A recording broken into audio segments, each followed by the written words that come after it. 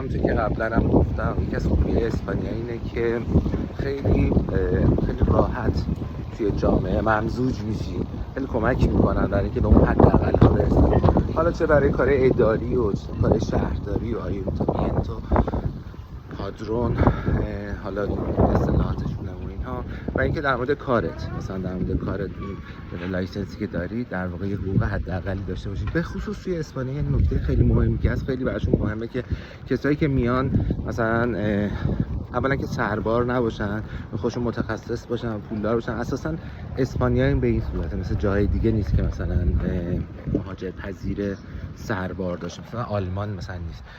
و اینکه نکته دوم اینم که خیلی خانواده دوست دارن، کیسایی که به خانواده هستن خیلی براشون مهمه، بچه کوچیک دارن خیلی براشون مهمه. امیدوارم که تک تک شما عزیزان اینجا به ماهتون رو زیارت کنید.